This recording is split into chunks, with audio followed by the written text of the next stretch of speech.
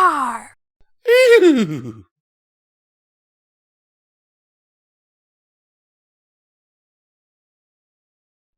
Hello and welcome to Midnight Readings. I am Midnight, and today we'll be reading 4:37 a.m. Written by Kris Overstreet. Interesting name.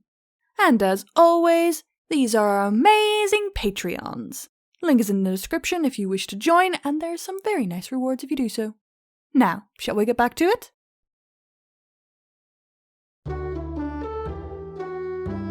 It was thicker than cloud and colder than fog, and it lay over Ponyville and the surrounding area like a blanket. Naturally, Twilight Sparkle and her fellow elements of harmony had to go find out what was causing it and put a stop to it. But only after they'd made sure all the ponies in the town were safe. The town's ponies were just about able to get from building to building in the gloom, but the farms surrounding town all had to be evacuated to keep them out of this chilling fog, and away from any unseen predators that might be lurking in it. Many of the farmers had family in town, but not all, and their livestock also had to be housed somewhere safe because, in the magical land of Equestria, animals are people too, is no mere slogan. And because it was the largest and most underused structure in town, Twilight Sparkle's crystalline castle was the obvious first place to put those who didn't have anywhere else to go.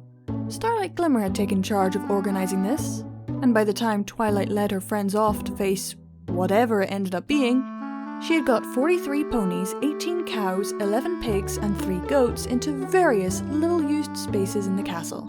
She put more in the School of Friendship, but they don't come into what follows. She also, for whatever reason, ended up with a single solitary rooster.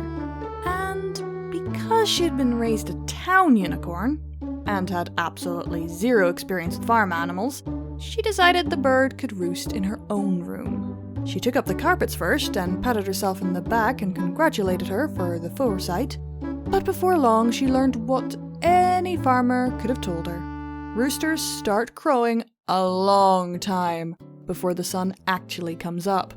And she kept relearning that lesson as one excruciatingly early morning followed another, and the cloud blanket failed to go away until... Get up, you. The rooster woke up. It didn't move, since it had been perched on the foot of Starlight's bed when it went to sleep, but its eyes popped open. The glow of Starlight Glimmer's magic just barely revealed the look of perpetual insanity. It, like most birds, gave the world in general. You probably can't read a clock, but the time is currently 4:28 a.m. Most animals in Equestria understand Ponish just fine, even though most ponies couldn't understand them. Chickens don't, partly because some inner part of them still thinks ponies are prey and not owners. Thus the random misfirings of neurons, which could charitably be called chickens' thoughts, merely registered, Pony is gabbling, must be quiet, must not stab. If I am good, I will get treats. If I am bad, I'll be head immobile until I stop resisting.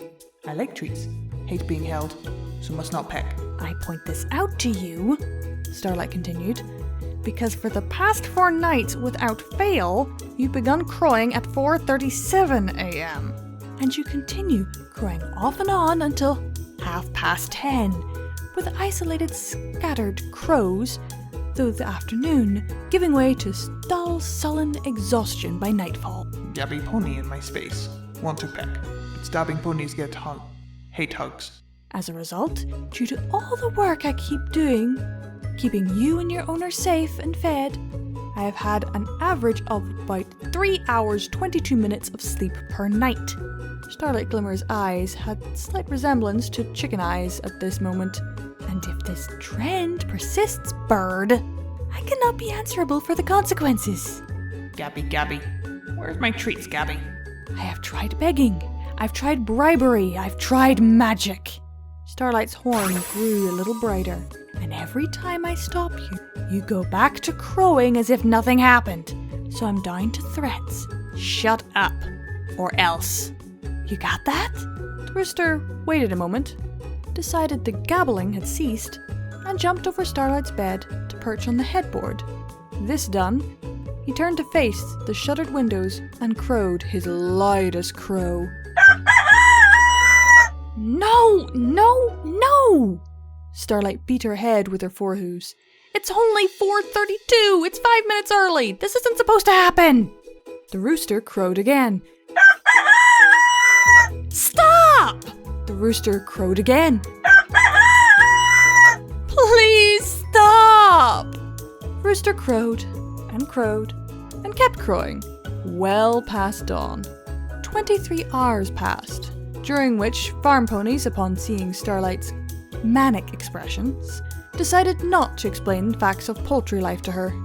Midnight became 1, then 2, then 3, then 4, as it does, and then at precisely 4:27 a.m. Cock-a-doodle-doo! The rooster, startled, fell off its perch. Cock-a-doodle-doo! Starlight Glimmer shouted again, leaning her muzzle down within an inch of the rooster's face. How do you like it when it happens to you, huh? How about those apples? Cock-a-doodle-doo! In the tiny, tiny knot of insanity, which is a rooster brain, one clear thought arose. Challenge accepted. If Twilight and her friends had defeated the Meteor Ogulist 1 day sooner, they wouldn't have returned to Ponyville to find Starlight Glimmer in a hospital bed. Haven't had a rooster attack victim in a year and a half, Nurse Redheart told them. Most Ponyville folks know what to do and not to do around a rooster. And they know they have a 3-inch long spurs on their legs. She'll need another couple of days of rest and healing potions before we can release her. Twilight leaned over the bed and looked at the gauze mummy lying under the covers. One blue eye, slightly bloodshot, stared back through the wrappings. Starlight, how are you feeling? I've been better, Starlight admitted. Everyone told me what a good job you did taking care of every pony, Twilight said. It was nothing. Well, Twilight said, if there's anything we can get for you that would help you get better. Yes. Starlight sat up painfully and snarled. Chicken soup.